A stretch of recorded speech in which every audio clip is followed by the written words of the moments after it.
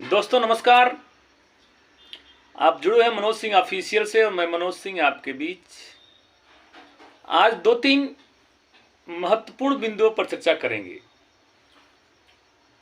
महत्वपूर्ण बिंदुओं में कौन कौन सी बिंदुएं हैं? पहला और मुख्य बिंदु कि 10 दिसंबर का फैसला आने के बाद भी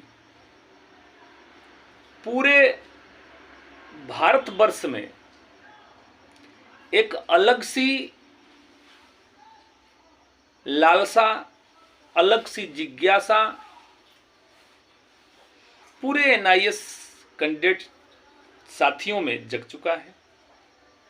और इसके बाद जजमेंट आने के बाद भी अभी बहुत से स्टेट जो है चुपचाप कान में तेल डालकर सोए हुए हैं। खैर, ये बात हो गई। इसके बाद टीआरई 1, टीआरई 2, टीआरई 1 में जो हमारे पास आउट कैंडिडेट थे उनको काउंसलिंग से हटा दिया गया। टीआरई 2 में रिजल्ट ही नहीं दिया गया, लेकिन ज्यों ही जजमेंट आया त्यों ही पूरे भाई जितने भी हमारे एनआईएस कैंडिडेट जो पास आउट थे टीआरई 1, टीआरई 2, सब भाई अपने अधिकार मांगने के लिए कोई सचिवालय चला गया, कोई शिक्षा मंत्री के पास चला गया, कोई सचिव के पास चला गया। मतलब तमाम लोग अपना प्रयास कर रहे हैं, लेकिन वहां से आउटपुट क्या आ रहा है? आउटपुट यही आ रहा है कि हम लोगों को कोई जानकारी नहीं है।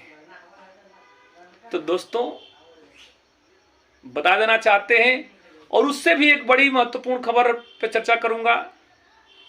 उत्तराखंड की, उत्तराखंड में कल यानी 24 तारीख को उत्तराखंड हाई कोर्ट में इंप्लीमेंटेशन को लेकर के कल सुनवाई होने वाला है। क्योंकि 10 दिसंबर के बाद जो भी काउंसलिंग हुआ उत्तराखंड के साथियों के साथ, 2900 कुछ ऐसे पोस्ट हैं, उसमें हमारे एनआईएस डीलेट साथियों को रखा ही नहीं गया, मैंने उसमें कंसीडर नहीं कराया गया। तो आपने उससे पहले वाले बहस को सुने होंगे हमारे मनदीप काला सर के द्वारा, ऐसा क्यों नहीं किया गया भाई? तो पूर्णतः ये आशा ही नहीं, पूर्ण विश्वास है कि कल कंसीडरेशन हो जाएगा और वो लागू हो जाना चाहिए और हमारे एनआईएस डीलेट साथियों को भी मौका मिलना चाहिए, ऐसा उम्मीद किया जा रहा है। तो यदि ऐसा कल होगा ही, यदि अगर मगर परंतु का तो हमारे शब्दकोश में कोई जगह ही नहीं है।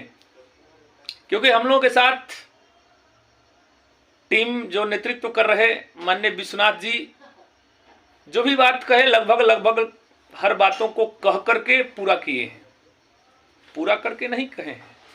अब बहुत से लोग हैं कहते थे कि हम पूरा करते हैं तब अपनी बात को रखते हैं, पहले ही हम ढोलक नहीं पीटते हैं। लेकिन हमारे जो टीम के शीर्ष नेतृत्व थे वो पहले ही कह देते थे कि ये काम हम करने जा रहे हैं और करके दिखाते। ऐसा आपने भी देखा होगा, हमने भी, पूरा देश ने देखा। खैर, अब कल ऐसा होता है तो हमारे सभी जितने राज्य हैं सब परेशान है। जो भी आउटगोइंग प्रोसेस था, जैसे उत्तराखंड हो गया, बंगाल हो गया, बिहार हो गया, असम हो गया, उड़ीसा हो गया, सभी लोग परेशान हैं। भाई जब जजमेंट आ गया, अब वैलिड शुरू से है ही, तो भाई हमारा अधिकार हमें दे दीजिए। और मैं आपको बता देना चाहता हूं कि अधिकार खोकर बैठ जाना यह महादुष्कर्म है। अधिकार खोकर बैठ जाना यह महादुष्कर्म है। न्यार्थ अपने बंधु को भी दंड देना धर्म है। इसलिए अधिकार जरूर मांगना चाहिए। यदि अधिकार नहीं मिलता है तो उसे दंडित भी करना चाहिए, ऐसा मतलब शास्त्र कहता है। तो ये बातें हो गई। दूसरी बात है कि जो टीआरई 1, टीआरई 2 में जो हमारे इमेज लगे थे, वो भी साथियों से निवेदन होगा कि आप लोग थोड़ा सा धैर्यता बनाए रहिए। सबका होगा। अब टीआरई 3 पे बात करते हैं। जो टीआरई 3 में 215 पिटिशनरों को काउंसलिंग करने का मौका देने के लिए सुप्रीम कोर्ट ने कहा है, तो 215 है ही। अब देखिए किस प्रकार से उसमें इम्प्लीटेशन होता है, काउंसलिंग कैसे होता है, ठीक है। और जो साथी छूटे हुए हैं उनके ऊपर भी हम लोग काम करेंगे, एकदम भरोसा रखिए। क्योंकि विश्वनाथ जी से, आदर्श जी से, तमाम सभी साथियों से बातचीत हो रहा है। अभी विश्वनाथ जी थोड़ा सा उधर व्यस्तता है, इस वजह से लाइव वगैरह भी नहीं आ पा रहे हैं। वो भी जो कल के बाद हम जहां उम्मीद करते हैं कि कल के बाद जरूर आने का प्रयास करेंगे। उनका खुद का निजी भी चैनल है, उस पर भी अपनी बात रखते हैं, हम लोगों के साथ भी आते हैं, ठीक है। तो बहुत से लोगों का हमारे पास फोन आया कि भाई लाइव नहीं ले रहे हैं, लाइव होगा, सब कुछ होगा, बस आप केवल धैर्यता बनाए रहिए और थोड़ा विरोधियों से भी सावधान रहिए।